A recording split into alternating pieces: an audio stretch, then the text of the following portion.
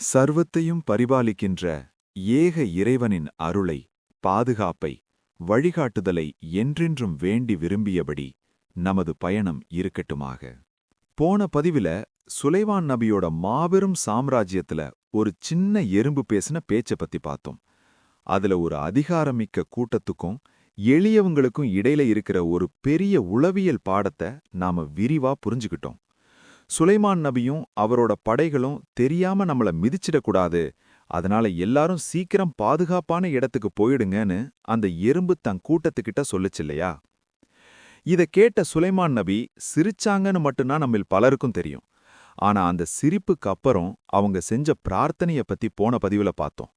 அதைத் தொடர்ந்து அவங்க அடுத்ததா என்ன செஞ்சாங்க அப்படிங்கறத பத்தி தான் இன்னைக்கு நாம பார்க்க போறோம். குர்ஆன் வசனங்களையும் அதுக்குள்ள ஒளிஞ்சிருக்கிற அந்த அழகான மொழியியல் உணர்வுகளையும் எப்பவும் போல நம்மளோட நடைமுறை வாழ்க்கையோட ஒப்பிட்டு நம்மளோட சிந்தனை பயணத்தை தொடர்வோம். இந்த வரலாற்றுக்குள்ள நாம இன்னும் ஆழமா போறதுக்கு முன்னாடி ஒரு முக்கியமான விஷயத்தை இங்க பதிவு செய்ய விரும்புறேன்.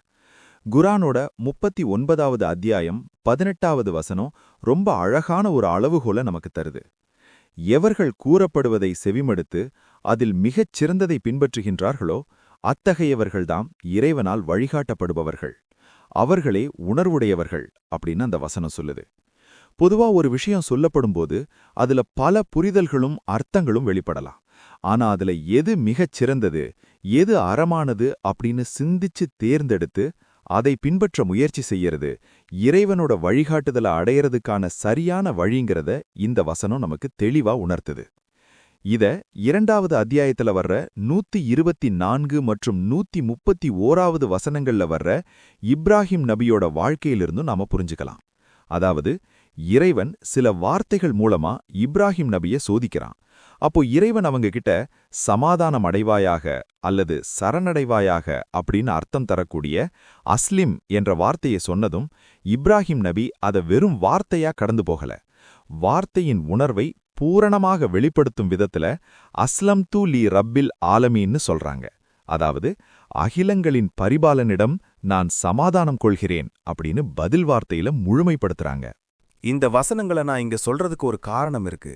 சுலைமான் நபியை பத்தின குர்ஆன் வசனங்கள்ல வார்த்தைகள் ரொம்ப குறைவாவும் சுருக்கமாவும் தான் இருக்கும். ஆனா அதுக்குள்ள ஒளிஞ்சிருக்கிற அர்த்தங்களும் அது சொல்ல வர்ற அரசியல் மற்றும் வாழ்வியல் பாடங்களும் ரொம்ப பெருசு. அந்த சுருக்கமான வார்த்தைகளுக்குள்ள இருக்கிற உண்மையான நியாயங்களை தேடுறதும் அதுல கிடைக்கிற சிந்தனைகளை பகுத்தாய்ந்து உணர்வதும் தான் இந்த உரையின் நோக்கம். மேலும் நான் இங்க சொல்ற என்னோட புரிதல் மட்டும்தான் கடைசியானது அல்லது இதுதான் முடிவானதுன்னு கிடையாது. குர்ஆன் அப்படிங்கிறது ஒரு மாபெரும் கடல். ஒவ்வொருத்தரோட தேடல், அவங்க முயற்சி, அவங்களோட தேவைக்கு ஏத்த மாதிரி அந்தந்த வசனங்களுக்கு பின்னாடி இருக்கிற உண்மைகளையும் பாடங்களையும் இறைவன் அவங்களுக்கு புரிய வைக்கிறான். இது நான் கண்ட அனுபவம். அந்த அடிப்படையில சுருக்கமான வார்த்தைகளுக்குள்ள ஒழிஞ்சிருக்கிற அந்த மாபெரும் உண்மைகளையும் தத்துவங்களையும் இப்போ நாம தேடத் தொடங்குவோம். இந்த இடத்துல அந்த எறும்பு சொன்ன விஷயத்த நம்ம நிஜ வாழ்க்கையோட கொஞ்சம் ஒப்பிட்டு பார்ப்போம். ஒரு பெரிய அதிகாரத்துல இருக்கிறவங்க தனக்கு கீழே இருக்கிற எளிய மக்களை அழிக்கணுங்கிற கெட்ட எண்ணத்தோட தான் செயல்படணும்னு அவசியமில்ல. அவங்களோட அந்த பிரம்மாண்டமான வேகத்துல சாதாரண மக்கள் நசுக்கப்படுறது அந்த மேலிடத்துல இருக்கிறவங்களோட கவனத்துக்கே பெரும்பாலும் போகாது. இது எப்படின்னா, ஒரு பெரிய பன்னாட்டு கார்ப்பரேட் நிறுவனம் தன்னோட வளர்ச்சிக்காக ஒரு புது திட்டத்தை கொண்டு வர்றாங்கன்னு வச்சுப்போம். அவங்க கண்ணுக்கு அது வெறும் லாபம் தரக்கூடிய ஒரு வியாபார யுக்தியா மட்டும்தான் தெரியும். ஆனா அந்த புது திட்டத்தால உள்ளூர்ல தலைமுறை தலைமுறையா தொழில் பண்ற சிறு வியாபாரிகள் அப்படியே நசுங்கி போயிடுறாங்க. அவங்க போற வேகத்துல கீழே யாரு நசுக்கப்படுறாங்கன்னு அந்த நிறுவனம் கவனிக்கிறதே இல்ல. இன்னொரு உதாரணம் சொல்லணும்னா, அரசாங்கம் ஒரு மிகப்பெரிய நெடுஞ்சாலை திட்டத்தை கொண்டு வருதுன்னு வச்சுப்போம். நாட்டோட வளர்ச்சிக்கு அது ரொம்ப முக்கியம்னு அரசாங்கம் நினைக்கும். ஆனா அந்த பாதை வழியில இருக்கிற ஒரு சின்ன கிராமத்தோட வாழ்வாதாரம் செதஞ்சு போற மாதிரி அந்த திட்டம் இருக்குன்னு வைங்க. அரசாங்கத்துக்கோ மத்தவங்களுக்கோ பேப்பர்ல பார்க்கும்போது அது வெறும் நிலமா தான் தெரியும். அந்த அரசாங்கத்துக்கு அந்த ஊர் மக்கள் மேல எந்த தனிப்பட்ட கோபமும் கிடையாது. ஆனா அந்த திட்டம், அந்த சிஸ்டம் அதோட வேகத்துல செயல்படும்போது பாவம் இந்த எறும்புகள் மாதிரி இருக்கிற சாமானிய மக்கள் நசுக்கப்படுறத நாம பார்க்கறோம், அடிக்கடி கேள்விப்படுறோம். எங்களை அறியாமலே நசுக்கிடுவாங்க அப்படிங்கிற அந்த சின்ன வார்த்தைக்கு பின்னால இவ்வளவு பெரிய அரசியல் விளக்கம் வெளிப்படுது. ஆனா சுலைமான் நபி அவர்கள் தன்னோட ஆட்சியில இப்படியான தவறு நடந்துடக்கூடாதுங்கிற கொள்கையில ரொம்ப உறுதியா இருக்காரு. நம்மள அறியாம சாதாரண மக்களோட நியாயமான உணர்வுகளை நாம நசுக்கிடக்கூடாது. எல்லாத்தையும் படைச்சு பராமரிக்கிற அந்த இறைவனுக்கு எது பிடிக்குமோ அந்த சரியான பாதையில தான் தன்னோட ஒவ்வொரு செயலும் இருக்கணும்னு விரும்புறாரு. மேலும் யோசிச்சு பாருங்க, நம்ம நாட்டுல இருக்கிற ஒரு சாதாரண சாமானியன் நம்ம படைகளை பார்த்ததும் ஏன் இவ்வளவு பயப்படணும்? மரியாதை இருக்கிறது வேற விஷயம். ஆனா நம்ம படைகள் மேல இவங்களுக்கு ஏன் இப்படி ஒரு நம்பிக்கையற்ற பயம் வரணும்? ஒருவேளை நமக்கு கீழே இருக்கிற அதிகாரிகள் அவங்க அதிகாரத்தை பயன்படுத்தி எளிய மக்களை தப்பா நடத்துறாங்களோ? இப்படி ஒரு கேள்வி அந்த மாபெரும் பேரரசரோட மனசுக்குள்ள ஓடியிருக்கும் இல்லையா? அந்த கேள்வியோட தொடர்ச்சியத்தான் குர்ஆனோட 27வது அத்தியாயத்துல வர்ற 20 மற்றும் 21வது வசனங்கள்ல பார்க்கிறோம். எறும்பு பேசினதை கேட்ட சுலைமான் நபி அடுத்ததா என்ன செஞ்சார் தெரியுமா? உடனே தன்னோட படைகளை, அதுலயும் முக்கியமா அந்த பறவைகளோட படைய ஒட்டுமொத்தமா ஆய்வு செய்றார். அந்த வசனங்களோட தமிழ் அர்த்தத்தை முதல்ல வாசிச்சிடுறேன். பறப்பவற்றை பரிசோதித்தார். பின் கூறினார், என்னாயிற்று? என்னிடம் ஹுத்ஹுதை நான் காணவில்லையே, அல்லது மறைந்து கொள்பவற்றில் ஆகிவிட்டதா? கடுமையான தண்டனையால் அதை நிச்சயம் தண்டிப்பேன், அல்லது அதை நிச்சயம் அறுத்து விடுவேன், அல்லது தெளிவான ஆதாரத்துடன் என்னிடம் நிச்சயம் வரவேண்டும். இந்த வசனங்கள்ல இருக்கிற ஆழமான மொழியியல் உணர்வை இப்போ நாம நிதானமா பார்ப்போம். அரபு மொழியில இந்த இடத்துல வர்ற தஃபக்கத் அப்படின்னா சும்மா மேலோட்டமா பார்வையிடுறது கிடையாது. எல்லாம் சரியா நடக்குதா, யாராவது தப்பு செய்றாங்களான்னு கடும் சோதனை செய்யறது. அதாவது ஒரு தரோ இன்ஸ்பெக்ஷன். சுலைமான் நபி இந்த ஆய்வை செய்யும்போது அவரோட பார்வை ஒரு குறிப்பிட்ட படைப்பிரிவு மேல விழுது. அதுதான் பறவைகளோட படை. இன்னைக்கு இருக்கிற நவீன அரசாங்கங்கள்ல ஏர்ஃபோர்ஸ் அல்லது இன்டெலிஜென்ஸ் விங் அப்படின்னு சொல்றோமே, அந்த மாதிரி ரொம்ப வேகமா செயல்படும், பாதுகாப்பு தகவல்களை திரட்டும் ஒரு உளவு பிரிவை இந்த வசனம் பிரதிபலிக்குது. அப்படியே அந்த படைய பார்வையிடும்போது அங்க ஹுத்ஹுத் இல்லாதத சுலைமான் நபி கவனிக்கிறார். உடனே கேட்கிறார், ஹுத்ஹுதை நான் காணவில்லையே. அரபில ஹுத்ஹுத் அப்படிங்கிற அந்த பேரு ஹுதா என்ற வார்த்தையோடு சம்பந்தப்பட்டது. ஹுதா அப்படின்னா நேர்வழி காட்டுறது அல்லது வழிகாட்டுதல்னு அர்த்தம். இத வச்சு பார்த்தா தடமறிஞ்சு வழி சொல்பவர் என்கிற உணர்வு இதுல இருக்கு.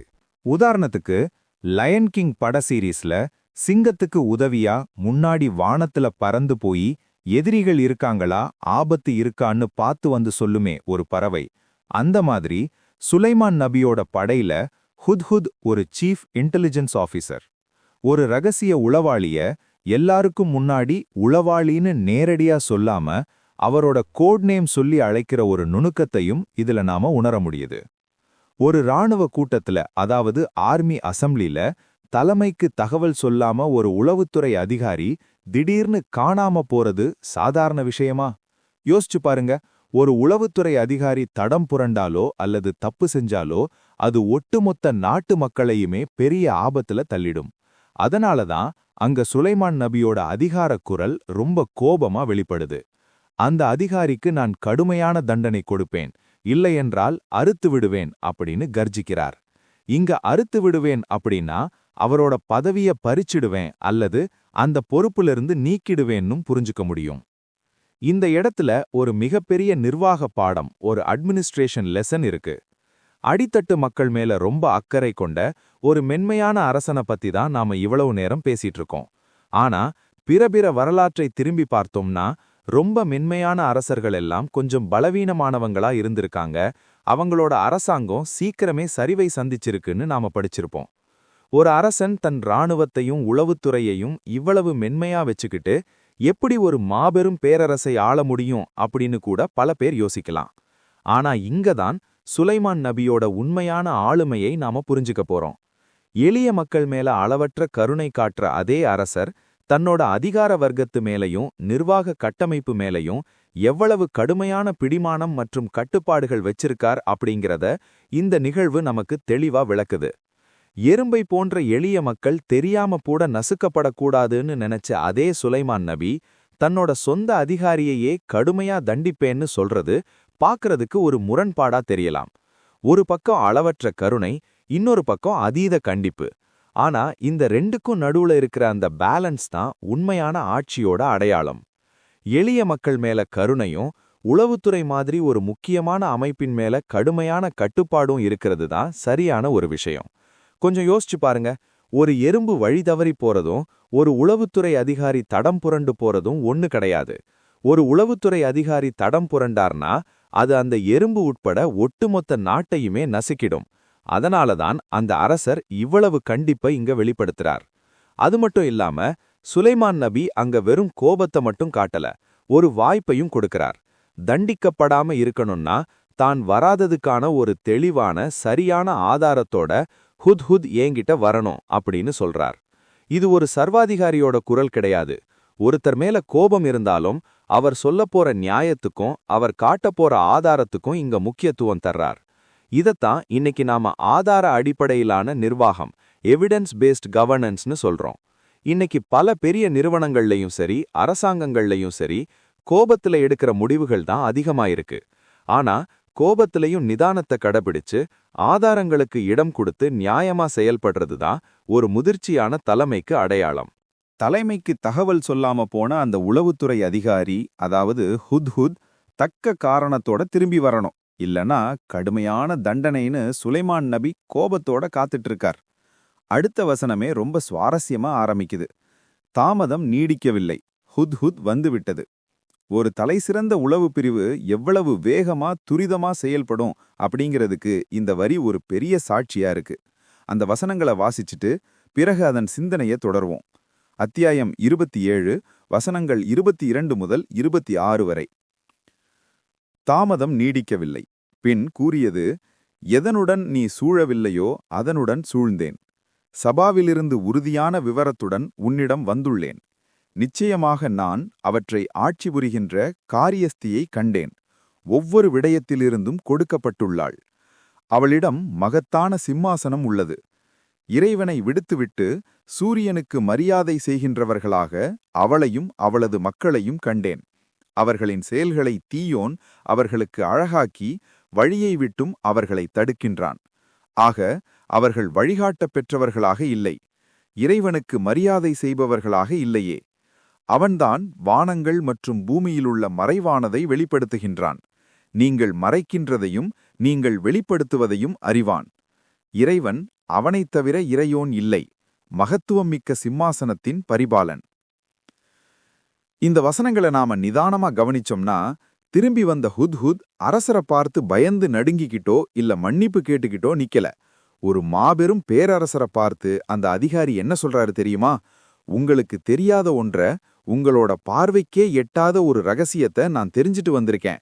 சபாங்கிற இடத்திலிருந்து ஒரு உறுதியான செய்தியை நான் கொண்டு வந்திருக்கேன் அப்படின்னு தைரியமா பேசுறார்.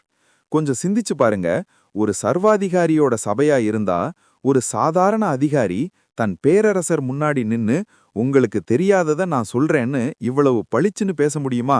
கண்டிப்பா முடியாது. சுலைமான் நபியோட இராணுவத்துல கண்டிப்பு இருந்தாலும் அங்கே உண்மைகளுக்கும் தகவல்களுக்கும் எவ்வளவு சுதந்திரம் கொடுக்கப்பட்டிருக்கு அப்படிங்கிற அந்த ஜனநாயகத்தன்மைய இந்த வசனம் நமக்கு தெளிவா புரிய வைக்குது. சரி, அப்படி என்னதான் அந்த ஹுத்வத் அதிகாரி கண்டுபிடிச்சிட்டு வந்தார்?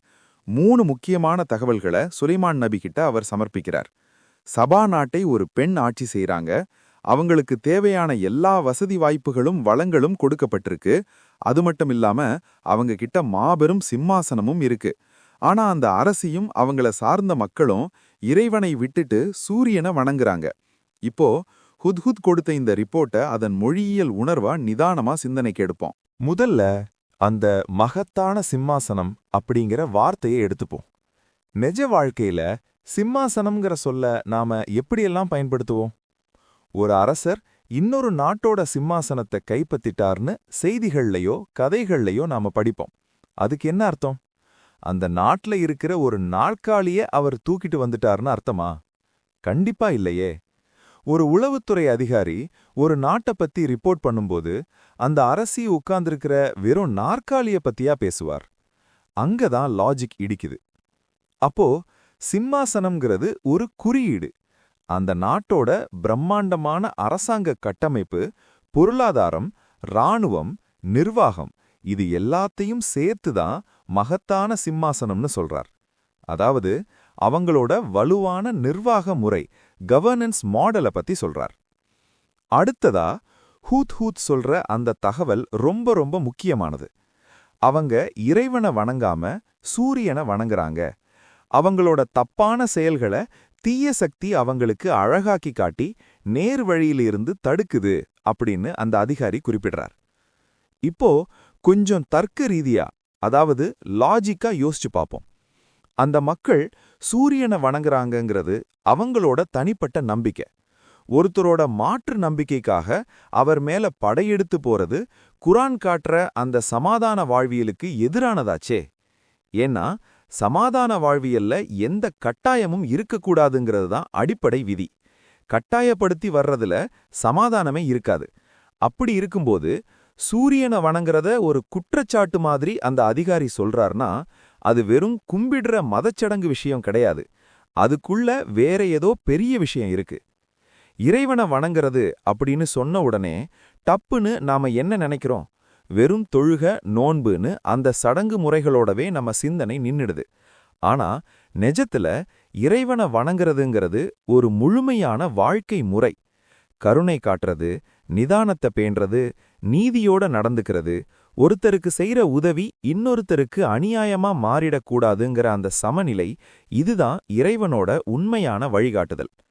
அப்படி இருக்க இந்த ஒட்டுமொட்ட பிரபஞ்சத்தையும் படைச்சு பராமரிக்கிற அந்த ஏக இறைவன் அப்படிங்கிற ஒரு முழுமையான தத்துவத்தை விட்டுட்டு இறைவனோட படைப்புகள்ல ஒன்னா இருக்கிற சூரியனை மட்டும் பிரிச்சு அதற்கு சேவிப்பது என்பது எதை குறிக்குது?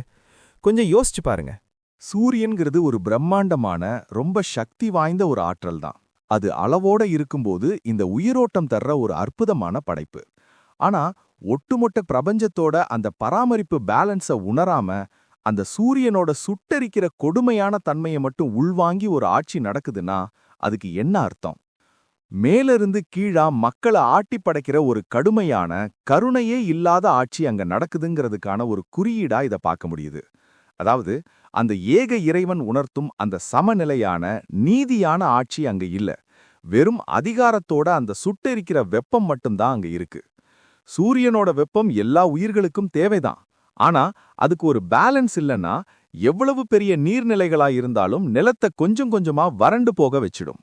சபா நாட்டோட நிர்வாகமும் அப்படிப்பட்டதுதான். மக்களை வாட்டி வதைக்கிற ஒரு ஆட்சி முறை அப்படிங்கிற புரிதல் நமக்கு வர ஆரம்பிக்குது. இப்படியான ஒரு பார்வையில நமக்கு ஒரு ஃபிளாஷ்பேக் ஞாபகம் வருது. கண்டிப்பா அது சுலைமான் நபிக்கும் வந்திருக்கும். முன்னாடி வசனங்கள்ல நாம பார்த்தோமே, அந்த எறும்புகளோட பயம் அதுதான். சுலைமான் நபியோட ஆட்சிங்கிறது எளிய மக்களோட குரலுக்கு செவிசாய்க்கிற ஒரு இதமான தட்பவெப்பமா, பேலன்ஸ்ட் ஈகோசிஸ்டமா இருக்கு. ஆனா இந்த சபா நாட்டோட ஆட்சியோ கொளுத்துற வெயில் மாதிரி மக்களை சுட்டரிக்கிற ஒரு சர்வாதிகார நிர்வாகமா இருக்கு. இப்படியாக ஒரு சில நாட்டுல இருக்கிற அதிகாரிகளுக்கு எளியவங்களை ஏறி மிதிச்சிட்டு போற பழக்கம் இருக்கு. அதை பார்த்தும் கேட்டும் வளர்ந்ததால தான் அந்த அதிகார வர்க்கத்தோட பயம் காரணமா தான் நம்ம நாட்டு எல்லையில இருக்கிற ஒரு சில கிராமத்து சாமானியர்களுக்கு நம்ம படைகளை கண்டாலே இவ்வளவு பெரிய நடுக்கம் வந்திருக்கு அப்படிங்கிற அந்த உளவியல் முடிச்சு சுலைமான் நபிக்கு இப்போ அவிழ்ந்திருக்கும். இதைத்தான் ஹுத்ஹுத் அதிகாரி அவங்களோட நியாயமற்ற சிந்தனைகள் அவங்களுக்கு ரொம்ப சரியானது மாதிரி காண்பிக்குது. அதாவது ஷைத்தான் அழகாக்கி காட்டுறான் அப்படின்னு ரொம்ப கவலையோட பதிவு செய்றார். இறுதியா ஹுத்ஹுத் அதிகாரி தன்னோட அறிக்கையை முடிக்கும்போது சொல்றது ஒரு மாபெரும் அரசியல் தத்துவம். ஏக இறைவன், அவனைத் தவிர வேறு இறைவன் இல்லை. அவனே மகத்துவம் மிக்க சிம்மாசனத்தோட பரிபாலனன். அதாவது சபா நாட்டு அரசியிடம் இருக்கிறது பெரிய சிம்மாசனமா இருக்கலாம். ஆனா இந்த ஒட்டுமொத்த பிரபஞ்சத்தோட சிம்மாசனமும் உண்மையான அதிகாரமும் அந்த ஏக இறைவனுக்கு மட்டும்தான் சொந்தம் அப்படின்னு தன்னோட ரிப்போர்ட்டை ஹுத்ஹுத் அதிகாரி முடிக்கிறார். சபா நாட்டோட அரசிய பத்தியும் அங்க இருக்கிற அந்த பயங்கரமான ஆட்சி முறைய பத்தியும் ஹுத்ஹுத் இப்படி ஒரு ரிப்போர்ட் கொடுக்குது.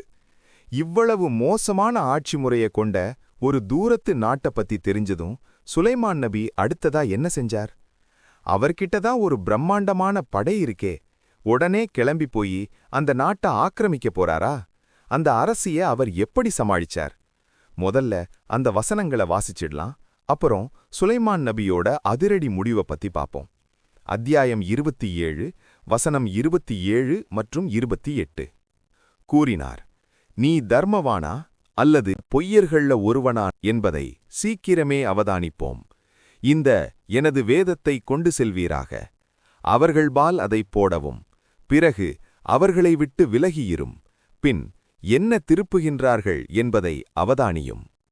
இங்க சுலைமான் நபியோட சிறந்த நிர்வாகத் திறமை வெளிப்படுது. அவர் எடுத்த உடனே போர் போர்னு போர்ப்பறைய முழங்கல. அத்தியாயம் 27 வசனம் 27ல சுலைமான் நபி அந்த ஹுத்ஹுத் கிட்ட என்ன சொல்றார் தெரியுமா? நீ உண்மைய சொல்றியா இல்ல பொய்யர்கள்ல ஒருவனான்னு பரிசோதிச்சு பார்ப்போம். எவ்வளவு பொறுப்பான வார்த்தை பாருங்க. கண்மூடித்தனமா எந்த ஒரு தகவலையும் நம்பிடக்கூடாது. அது தன்னோட சொந்த உளவு அதிகாரியே சொன்னாலும் சரி. அத மறுபரிசீலனை கிராஸ் வெரிஃபிகேஷன் செய்யணும், தகவலை சரிபார்க்கணும். அப்படிங்கிற எவிடன்ஸ் பேஸ்ட் கவர்னன்ஸ, அதாவது ஆதார அடிப்படையிலான நிர்வாகத்தை முன்னிறுத்துறார். அடுத்து அவர் எடுக்கிற அந்த நடவடிக்கை ரொம்ப ரொம்ப முக்கியமானது. ஒரு தூது செய்தியை அனுப்புறார். என்னுடைய இந்த தூத கொண்டு போய் அவங்க கிட்ட போட்டுட்டு தள்ளி நின்னு என்ன பதில் சொல்றாங்க, என்ன பேசிக்கிறாங்கன்னு கவனி அப்படின்னு கட்டளையிடுறார். இது ஏதோ ஹலோ நான் சுலைமான் பேசுறேன்னு அனுப்புற ஒரு சாதாரண லெட்டர் கிடையாது. பொதுவா இந்த வசனத்துல பல மொழியாக்கங்கள்ல என்னுடைய இந்த கடிதத்தை கொண்டு போ அப்படின்னு மொழிபெயர்த்திருப்பாங்க. ஆனா இங்க நாம ரொம்ப நுணுக்கமா ஒரு மொழியியல் உண்மையை கவனிக்கணும். குரான்ல இந்த இடத்துல பயன்படுத்தப்பட்டிருக்கிற அரபு வார்த்தை கிதாப். கிதாப் அப்படின்னா அத வெறும் கடிதம்னு மட்டும் சுருக்கிட முடியாது. புத்தகம், வேதம், சட்டத்திட்டம், ஒரு கொள்கை விளக்கம்னு அதுக்கு பல ஆழமான அர்த்தங்கள் இருக்கு. சுலைமான் நபி கொடுத்து அனுப்புன அந்த கித்தாப ஏதோ ஓரிரு பக்கங்கள் இருக்கிற ஒரு சாதாரண லெட்டர்னு நாம சுருக்கிட முடியாது. அது ஒரு மாபெரும் பேரரசர் இன்னொரு நாட்டுக்கு அனுப்புன ஒரு கொள்கை விளக்க அறிக்கை, மேனிஃபெஸ்டோ அல்லது அவரோட ஆட்சி பிரகடனம். தன்னோட நாட்டோட சட்டதிட்டங்கள் என்ன, தன்னோட கொள்கைகள் என்ன, தான் நம்புற இறை வழிகாட்டுதல் என்னென்ன, இது எல்லாத்தையும் உள்ளடக்கிய ஒரு முழுமையான அரசியல் சாசனம் மாதிரியும் இத பார்க்க முடியும். அது மட்டுமில்லாம அந்த தூது செய்தியில அவர் என்ன சொல்றார் தெரியுமா? சமாதானம் தேடுபவர்களா வாங்க அப்படின்னு ஒரு அமைதி ஒப்பந்தத்துக்கு அழைப்பு விடுக்கிறார். அந்த வேதத்துல, அதாவது கித்தாபுல எப்படியான கொள்கைகள் இருந்திருக்கும் அதுக்கான ஒரு ஹிண்ட்டும் குரான்லயே இருக்கு. நாம முதல் பகுதியில பார்த்தோமே, எறும்புகள் தங்களை ஏறி மிதிச்சிடுவாங்களோன்னு பயந்தப்போ சுலைமான் நபி இறைவன்கிட்ட ஒரு பிரார்த்தனை செஞ்சார். ஞாபகம் இருக்கா? பரிபாலனே, உனக்கு பொருத்தமான நல்லறங்களை செய்ய எனக்கு உதவு அப்படின்னு கேட்டார். அதாவது இந்த உலகத்தோட ஒட்டுமொத்த பராமரிப்புல எந்த செயல் இறைவனோட திருப்தியை பெற்றுத்தருமோ அந்த நீதியான செயலை நான் செய்யணும். நான் யாருக்கும் அநியாயம் செஞ்சிடக்கூடாது. நானும் திருந்தி என் சமூகத்தையும் சீர்படுத்தணும் அப்படிங்கிற அந்த உன்னதமான உணர்வுதான் அவரோட கொள்கை. அப்படியான இறை வழிகாட்டுதல் அடங்கிய நீதியும் நேர்மையும் கருணை கலந்த சட்டதிட்டங்களை உள்ளடக்கிய ஒரு ஆட்சி முறையத்தான் சுலைமான் நபி அந்த தூது செய்தியை அனுப்பியிருக்கணும். சூரியனோட ஒரு பண்பான அந்த சுட்டெரிக்கிற கடுமையான ஆட்சியை கொண்டிருக்கிற சபா நாட்டுக்கு அமைதியையும் நீதியையும் போதிக்கிற இந்த வேதத்தை, அதாவது கான்ஸ்டிடியூஷனை அனுப்பி அவங்களோட ரியாக்ஷன் என்னன்னு உளவு பார்க்க சொல்றார் சுலைமான் நபி. அந்த கித்தாப் சபா நாட்டு அரசியோட கைகள்ல கிடைச்சதும் என்ன நடந்தது? அந்த மாபெரும் சாம்ராஜ்யத்தோட அரசி இதை எப்படி எதிர்கொண்டாங்க? வாங்க அந்த விறுவிறுப்பான காட்சியை பார்ப்போம். சுலைமான் நபி கொடுத்தனுப்பின அந்த கித்தாப் சபா நாட்டு அரசியோட கைகளுக்கு போய் சேர்ந்துடுச்சு. இப்போ அங்க என்ன நடக்குது? அந்த அரசியோட ரியாக்ஷன் என்ன? முதல்ல அந்த வசனங்களை வாசிச்சிடுவோம். அத்தியாயம் 27 வசனங்கள் 29லிருந்து 37 வரை. கூறினாள், ஓ பிரதானிகளே, நிச்சயமாக கண்ணியமான வேதம் என்பால் போடப்பட்டுள்ளேன். நிச்சயமாக அது சுலைமானிடமிருந்து வந்துள்ளது. நிச்சயமாக அது சர்வ வல்லோன் மிக்க கருணையாளனாகிய இறைவனின் பண்பை கொண்டுள்ளது. என் மீது நீங்கள் எதிர்ப்படுவதற்கு இல்லையே. ஆக சமாதானம் கொள்பவர்களாக என்னிடம் வாருங்கள். கூறினாள், ஓ பிரதானிகளே, எனது காரியத்தில் எனக்கு தெளிவளியுங்கள். நீங்கள் சான்று பகரும் வரை காரியத்தில் முடிவெடுப்பவளாக நான் இல்லை. கூறினார்கள், நாங்கள் பலம் கொண்டவர்கள், கடுமையாக போரிடக்கூடியவர்கள். காரியமிடுதல் உன்னிடமே. ஆக நீ காரியமிட வேண்டியதை அவதானிக்கவும். கூறினாள், நிச்சயமாக சாம்ராஜ்யர்கள் ஒரு ஊரில் பிரவேசிக்கும்போது அதை குழப்பிவிடுவார்கள். அதன் குடும்ப மாண்பை தாழ்வாக ஆக்கிவிடுவார்கள். அவ்வாறே செய்கின்றார்கள். நிச்சயமாக வழிகாட்டப்பட்டதைக் கொண்டு அவர்கள் பால் தூதனுப்ப உள்ளேன். பின் தூதர்கள் திருப்புவதைக் கொண்டு அவதானிப்பு உள்ளது. பின் சுலைமானிடம் வந்தபோது கூறினார், செல்வத்தைக் கொண்டு என்னிடம் நீட்டுகின்றீர்களா? உங்களுக்கு கொடுக்கப்பட்டதை விட இறைவன் எனக்கு கொடுக்கின்றவை சிறப்பானதாக உள்ளது. உண்மையாதனில் உங்களுக்கு வழிகாட்டப்பட்டதைக் கொண்டு நீங்கள் மகிழ்கின்றீர்கள். அவர்களிடமே திரும்பிச் செல்க. பின் சேனைகளுடன் அவர்களிடம் நிச்சயம் வருவோம். அதனுடன் அவர்களுக்கு எதிர்கொள்ள முடியாது. தாழ்த்தி அவர்களை சிறுமைப்பட்டவர்களாக அதிலிருந்து அவர்களை நிச்சயம் வெளிக்கொண்டு வருவோம். இந்த வசனங்கள்ல சபாநாட்டு அரசியோட அந்த எதிர்வினைய ரொம்ப கவனமா பார்க்கணும். அத்தியாயம் 27 வசனம் 29ல அந்த அரசி தன் நாட்டு அமைச்சர்களை கூப்பிட்டு பேசுறாங்க. ஓ அமைச்சர்களே, நிச்சயமாக என்னிடம் ஒரு கண்ணியமான வேதம் போடப்பட்டிருக்கு. கொஞ்சம் நிதானிச்சு யோசிச்சு பாருங்க. ஒரு வேதத்தை எடுத்த உடனே இது கண்ணியமானதுன்னு யாராவது சொல்ல முடியுமா? கண்டிப்பா முடியாது. அந்த அரசி அத 1க்கு 2 முறை ரொம்ப ஆழமா படிச்சிருக்கணும். அதுல இருக்கிற வார்த்தைகளோட முதிர்ச்சியையும் அந்த பக்குவத்தையும் பார்த்து அவங்க வியந்திருக்கணும். அதனாலதான் அத கண்ணியமானதுன்னு ஒரு சான்றிதழ் கொடுக்கறாங்க. அந்த தூதுல சுலைமான் நபி என்ன சொல்லியிருக்கார்? அங்க ஒரு ஆகச்சிறந்த சாம்ராஜ்ய யுக்தி வெளிப்படுது. உங்களுக்கும் எனக்கும் இடையில சண்டையிடுறதுக்கு அவசியமே இல்லையே. நாம ஏன் தேவையில்லாம மோதிக்கணும்? வாங்க, அமைதியா பேசி ஒரு நல்ல நட்புறவை ஏற்படுத்துவோம். அப்படிங்கிற ஒரு உறுதியான ஆழமான வாசகம் அது. ஒரு போரை தவிர்த்து அமைதிக்கு அழைப்பு விடுக்கிற அந்த பக்குவத்தை அங்க நாம கவனிக்கணும். இது ஒரு பலவீனமான அரசனோட குரல் கிடையாது. ஒரு பலமான அரசன் அமைதிக்காக நீட்டுற நேசக்கரம். சபா நாட்டுல ஒரு கடுமையான ஆட்சி நடக்குதுன்னு தெரிஞ்சதும் சுலைமான் நபி எடுத்த உடனே போர் பறைய முழங்கல. அளவற்ற கருணையாளன் அப்படிங்கிற இறைவனோட பண்பை நினைவுபடுத்தி ஒரு சமாதான ஒப்பந்தத்துக்கு, பீஸ் ட்ரீட்டிக்கு அழைப்பு விடுறார். இந்த இடத்துல முஸ்லிம்களா வாங்க அப்படின்னு வர்ற வார்த்தைய வெறும் ஒரு மத அடையாளமா மட்டும் நாம சுருக்கிடக்கூடாது.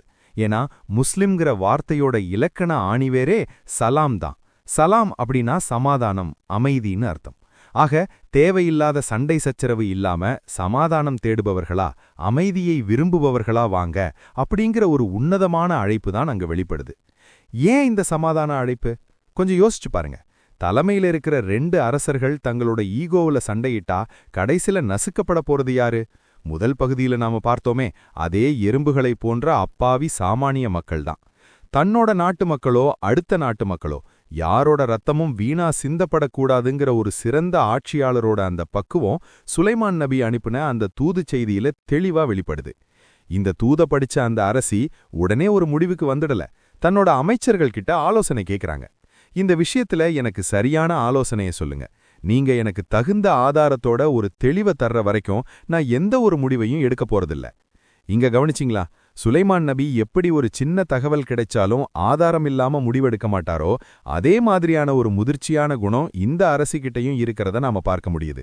ஆனா அவங்கள சுத்தி இருக்கிற அந்த அமைச்சர்களும் அதிகார வர்க்கமும் எப்படிப்பட்டது தெரியுமா? அங்கதான் ஒரு பெரிய முரண்பாடு இருக்கு. அவங்க சொல்ற அந்த பதில அரபு மொழியில ரொம்ப நுணுக்கமா கவனிக்கணும். நஹ்னு ஊலு கூவத்தின் வ ஊலு பாக்ஸின் ஷதீத். இதுல கூவத் அப்படின்னா உள்ளுக்குள்ள இருக்கிற பலம், பக்ஸ் ஷதீத் அப்படின்னா சுட்டெரிக்கிற அந்த போர் வெறி. அதாவது, அரசியாரே, நம்மகிட்ட ஆள்பலம் இருக்கு, நாம போர் செய்யறதுல ரொம்பவே பயங்கரமானவங்க, நாங்க இப்பவே போருக்கு ரெடி அப்படின்னு ரொம்ப ஆவேசமா பதில் சொல்றாங்க. ஏற்கனவே அரசி ஆதாரமில்லாத ஆலோசனை எனக்கு வேண்டான்னு சொன்னதை வச்சு பார்க்கும்போது நாம ஏற்கனவே பல ஊர்களை இப்படித்தான் அழிச்சிருக்கோன்னு உங்களுக்கே தெரியுமே, அப்புறம் என்ன சந்தேகம்? அப்படிங்கிற அந்த அதிகார மமதையும் போர் வெறியும் அவங்க வார்த்தைகள்ல அப்பட்டமா வெளிப்படுது. அமைச்சர்களோட இந்த ஆவேசமான பேச்சுக்கு அரசி ஒரு விஷயத்த சொல்றாங்க. பேரரசர்கள் ஒரு ஊருக்குள்ள நுழைஞ்சா அதை சின்ன பின்னமாக்கிடுவாங்க அப்படின்னு ஒரு பொதுவான உண்மையை அங்க முன்வைக்கிறாங்க. இத கொஞ்சம் ஆழமா யோசிச்சு பாருங்க. இது சுலைமான் நபியை பத்தி சொல்றதை விட என்னோட சாம்ராஜ்யத்துக்கு கீழே இருக்கிற இந்த அரசர்களும் அமைச்சர்களும் எவ்வளவு பெரிய போர் வெறியர்களா இருக்காங்க, ஒரு சரியான முடிவை எடுக்க விடாம என்ன சுத்தி எவ்வளவு பெரிய முட்டுக்கட்டைகள் இருக்கு அப்படிங்கிற அந்த அரசியோட இக்கட்டான நிலையத்தான் இந்த பதில்ல நாம உணர முடியுது. அதாவது, போர்னு ஆரம்பிச்சா இவங்க எல்லாரையும் நிப்பாட்ட முடியாது, ஊரே சுடுகாடாயிடும் அப்படிங்கிற ஒரு தீர்க்கதரிசனமான பயம் அந்த அரசியோட வார்த்தைகள்ல தெரியுது. இந்த இடத்துல நாம ஒரு விஷயத்த ரொம்ப ஆழமா சிந்திச்சு பார்க்கணும்.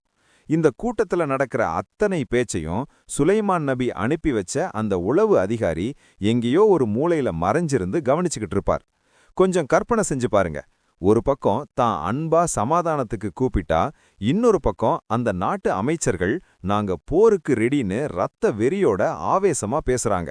இதையெல்லாம் அந்த உளவாளி மூலமா உடனுக்குடன் சுலைமான் நபி தெரிஞ்சுக்கும்போது அந்த மாபெரும் பேரரசருக்கு எவ்வளவு பெரிய கோபம் வந்திருக்கும்.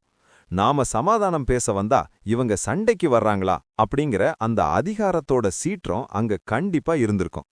இங்க அந்த அரசி சுலைமான் நபியோட மனநிலைய சோதிச்சு பார்க்க ஒரு முடிவெடுக்கிறாங்க.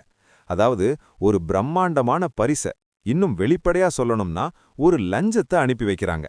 இந்த அரசன் உண்மையிலேயே ஒரு நீதியான ஆட்சியாளனா இல்ல பணத்துக்கும் பொருளுக்கும் ஆசைப்படுற ஒரு சாதாரண ஆளான்னு ஒரு செக் வைக்கிறாங்க. பொருளை கண்டா இவன் மயங்கிடுவானா அப்படிங்கிற அந்த அரசியோட ராஜதந்திரம் இங்க விளையாடுது. இந்த பரிசு சுலைமான் நபி கிட்ட போனப்போ அவருக்கு உச்சக்கட்ட கோபம் வருது. இறைவன் எனக்கு கொடுத்திருக்கிறது உங்களுக்கு கொடுத்திருக்கிறத விட ரொம்ப மேலானது. அந்த பரிசை தூக்கிட்டு போய் அவங்க கிட்டயே திருப்பி கொடுங்க அப்படின்னு அந்த தூதுவர்கள் கிட்ட ரொம்ப கடுமையா சொல்றார்.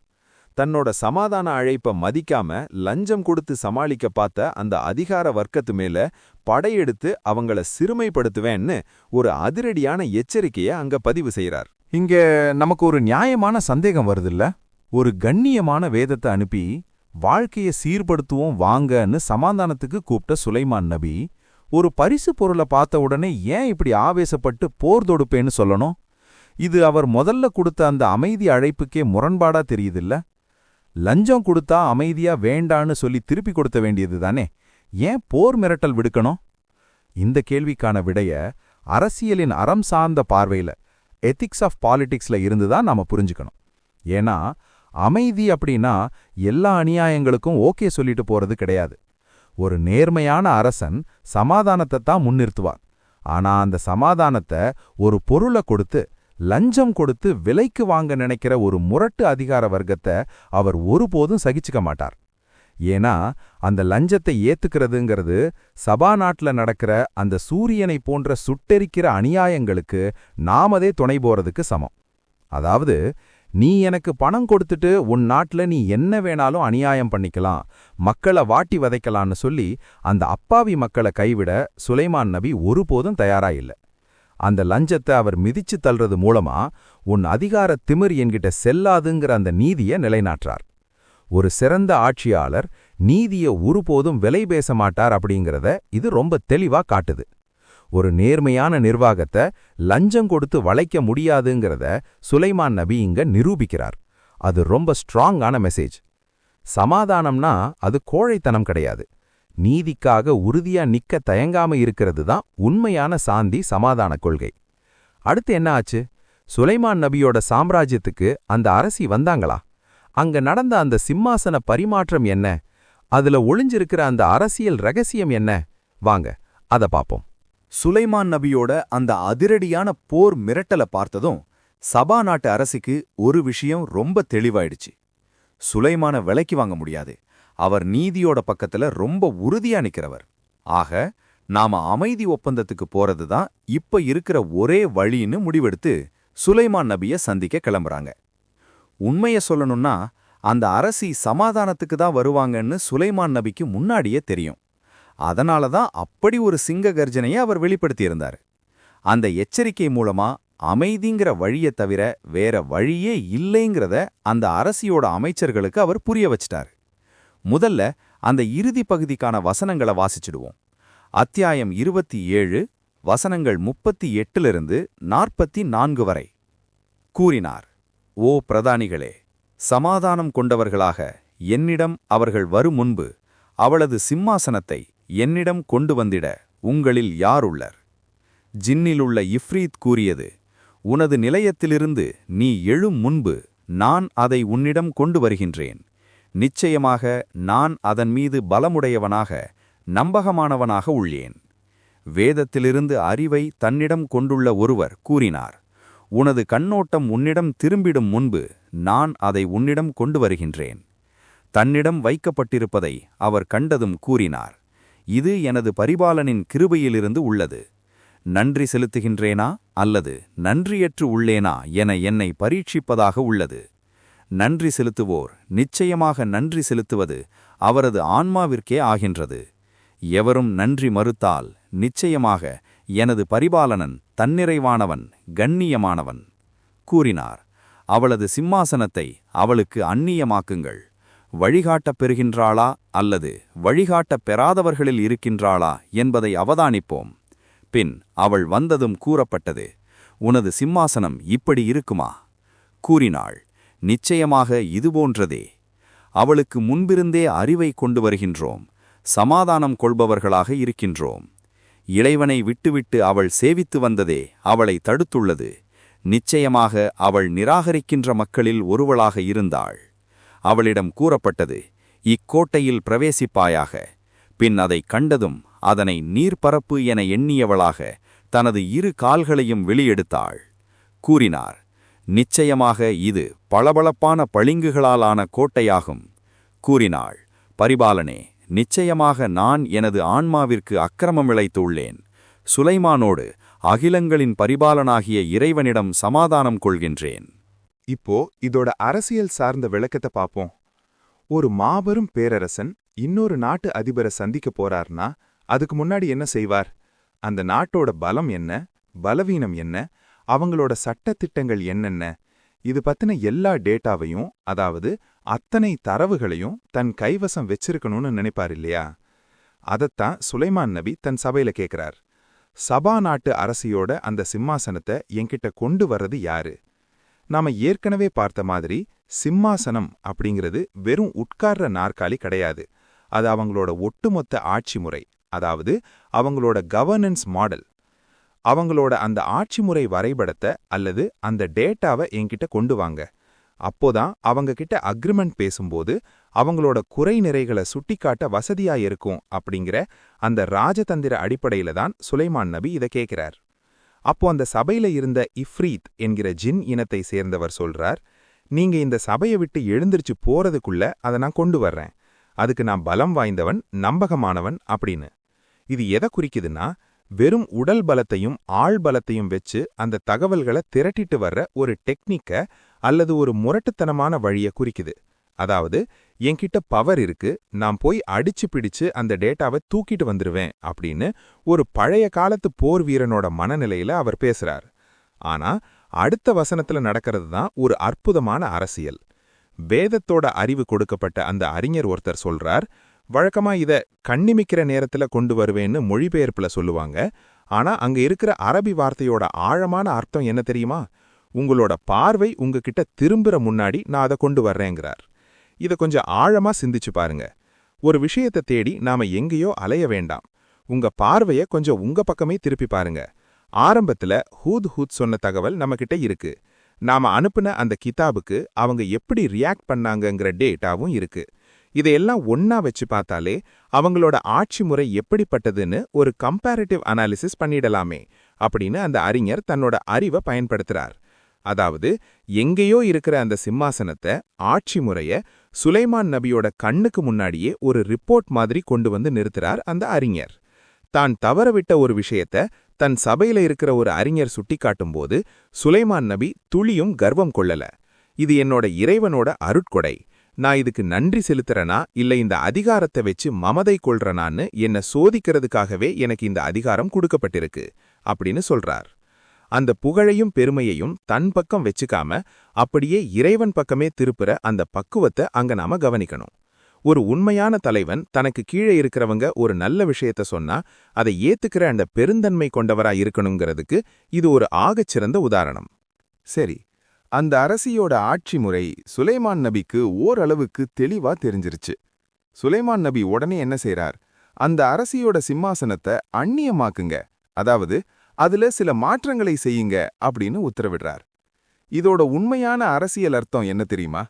அவங்களோட அந்த பழைய கடுமையான ஆட்சி முறையில் இருக்கிற நியாயமில்லாத சட்டங்களை எல்லாம் நீக்கிட்டு இறைவன் உணர்த்தும் மக்கள் நலன் சார்ந்த கருணை கலந்த ஒரு புதிய ஆட்சி முறையோட அம்சங்களை அதுல புகுத்துங்க. அதாவது, ஒரு பழைய கான்ஸ்டிடியூஷன்ல இருக்கிற குறைகளை சரி செஞ்சு ஒரு புதிய வரைபடத்தை உருமாக்குங்க அப்படிங்கிற அந்த ராஜதந்திர பார்வை தான் இங்க வெளிப்படுது. சுருக்கமா சொல்லணும்னா, உன் பழைய முறை இனி செல்லாது, இதோ ஒரு மேம்படுத்தப்பட்ட புதிய முறைன்னு அந்த அரசிக்கு ஒரு சர்ப்ரைஸ் கொடுக்க தயாராகிறார் சுலைமான் நபி. அரசி வந்ததும் அந்த மாற்றப்பட்ட சிம்மாசனத்தை காட்டி, உன்னோட சிம்மாசனம் உன்னோட ஆட்சி முறை இப்படித்தான் இருக்குமா அப்படின்னு சுலைமான் நபி கேட்கிறார். அந்த அரசி அதை ஆழமா பார்த்துட்டு, ஆமா, இது நிச்சயமா கிட்டத்தட்ட அது போலவே தான் இருக்கு அப்படின்னு வியப்போட சொல்றாங்க.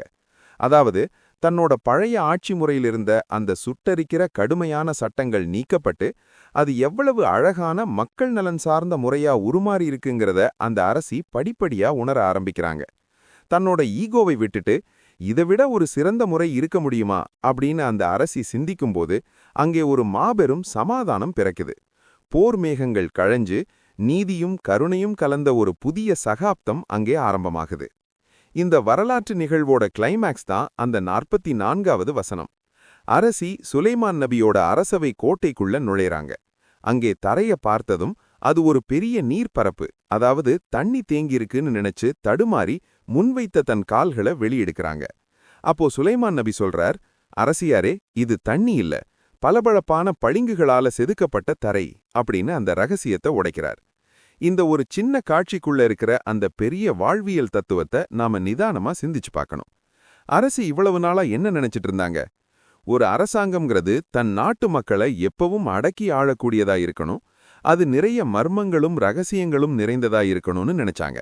அதாவது சூரியனோட அந்த சுட்டரிக்கிற தன்மையை போல ஒரு இரும்பு கரம் கொண்டு கடுமையான சட்டங்களை போட்டாதான் மக்கள் பயப்படுவாங்க, அப்போதான் நாட்டை ஆள முடியும் அப்படிங்கிற ஒரு சர்வாதிகார எண்ணம் அவங்களுக்குள்ள ஆழமா இருந்திருக்கு. மக்கள் நலன் சார்ந்த ஒரு வெளிப்படையான அரசாங்கம், அதாவது தண்ணீர் போல இருக்கிற ஒரு அரசாங்கம் சீக்கிரம் குழம்பிடும், அது ரொம்ப பலவீனமானது அப்படின்னு அந்த அரசி நினைச்சிருக்காங்க. அரசாங்கம் தங்களோட அரசமைப்பை வெளிப்படையா வச்சிருந்தா யாரும் பயப்பட மாட்டாங்க, சமூக விரோதிங்க ஈஸியா உள்ள நுழைஞ்சிருவாங்க, ஆட்சி உடஞ்சிரும்னு தப்பா கணக்கு போட்டிருக்காங்க. அதனாலதான் ஏக இறைவனோட அந்த சமநிலை ஆட்சி முறைய அவங்க ரொம்ப துச்சமா நினைச்சிருக்காங்க. ஆனா அந்த அரசி அந்த தரையில கால் வச்ச பிறகுதான் அவங்களுக்கு உண்மையான தத்துவம் புரிய ஆரம்பிக்குது. நீதியும் நேர்மையும் இருக்கிற ஒரு வெளிப்படையான அரசாங்கம் பார்க்கறதுக்கு தண்ணி போல மென்மையா அமைதியா தெரிஞ்சாலும் அது எந்த ஒரு எதிரியாலும் அசைக்க முடியாத, உடைக்க முடியாத பளிங்கு பாறை போன்றது, ஒரு சாலிட் கிறிஸ்டல். சுலைமானோட ஆட்சி முறை மூடிய கதவுகளுக்கு பின்னால் நடக்கும் சதி அல்ல, அது பளபளப்பான பளிங்கு. அதுல ஒளிவு மறைவு இல்ல, அதே சமயம் எளிதில் உடைக்க முடியாத உறுதி இருக்கு.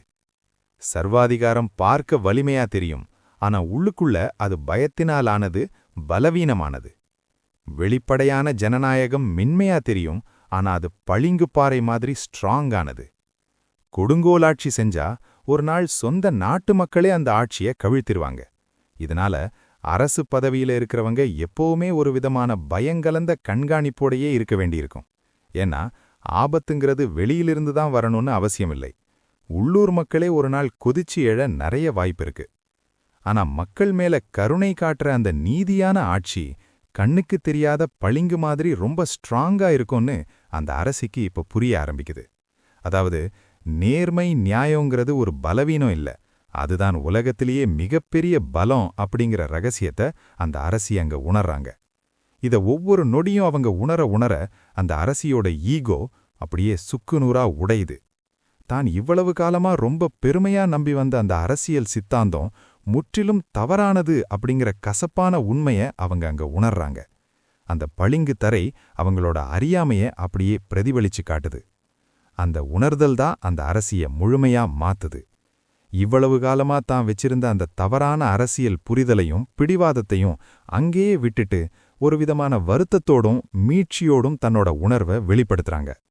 அந்த அரசி சொல்றாங்க, பரிபாலனே, நான் இவ்வளவு காலமா என்னோட ஆன்மாவுக்கே அக்கிரமம் செஞ்சிட்டேன். இப்போ சுலைமானோட சேர்ந்து நானும் அகிலங்களை பரிபாலனம் செய்யற அந்த ஏக இறைவனிடம் முழுமையா சமாதானம் கொள்கிறேன். இத அரபி மொழி கலந்து சொல்லணும்னா, அகிலங்களை பரிபாலனம் செய்யற அந்த ஏக இறைவனிடம் நான் முஸ்லிம் ஆகிறேன் அப்படின்னு தன்னோட அந்த உன்னதமான உணர்வை வெளிப்படுத்துறாங்க.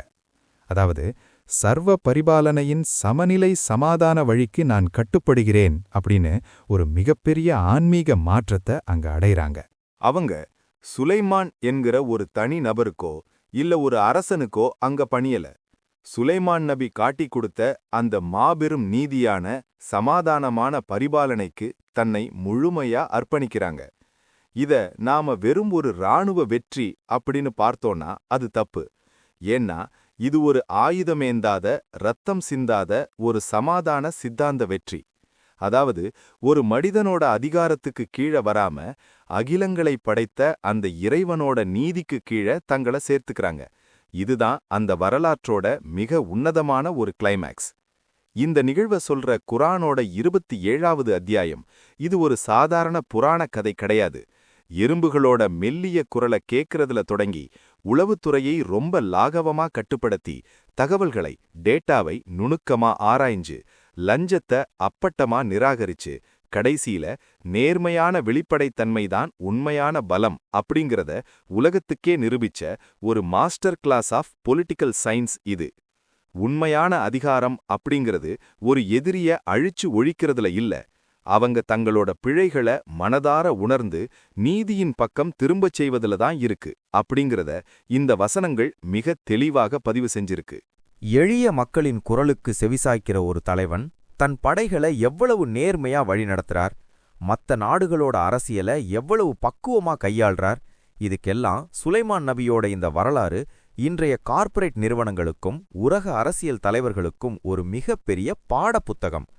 சுருக்கமா சொல்லணும்னா, ஒரு லீடர் எப்படி தன்னோட அதிகாரத்தை மிரட்ட பயன்படுத்தாம அறிவையும் அறத்தையும் வச்சு ஒரு மாற்றத்தை உண்டாக்கலாம் அப்படிங்கிறதுக்கு இது ஒரு ஆகச்சிறந்த உதாரணம். வெறும் லாபத்தையும் வெற்றியையும் மட்டும் பார்க்காம நீதியையும் மனிதநேயத்தையும் பார்க்கிற அந்த ஒரு பார்வைதான் இன்னைக்கு இருக்கிற தலைமைகளுக்கு ரொம்ப அவசியமான ஒண்ணு. கடந்த கால தரவுகளை நாம தேடி போறதோட உண்மையான நோக்கமே நிகழ்காலத்தை இன்னும் தெளிவா, இன்னும் சிறப்பா எப்படி அணுகணும் அப்படிங்கிற ஒரு லெசனை கத்துக்கத்தான். அந்த வகையில சுலைமான் நபியோட இந்த வசனங்கள் இன்னைக்கு நமக்கு நிறையவே கத்துக் கொடுத்திருக்கு. இன்னைக்கு நாம வாழற காலத்துக்கான ஒரு லைவ் கைடு. ஒரு தலைவன் எப்படி பொறுமையா இருக்கணும், தகவல்களை எப்படி சரிபார்க்கணும், நீதியை எப்பவும் எதற்காகவும் விட்டுக் கொடுக்க கூடாதுங்கிற அந்த வாழ்வியல் உண்மையை இந்த தரவுகள் நமக்கு உரக்க சொல்லுது. இன்னைக்கு நம்ம கிட்ட மலை பூட்டுற அளவுக்கு தொழில்நுட்பமும் டேட்டா தரவுகளும் இருக்கு. உலகத்தோட எந்த மூலையில என்ன நடக்குதுங்கிறத ஒரு கிளிக்ல நொடிப்பொழுதுல தெரிஞ்சுக்க முடியுது.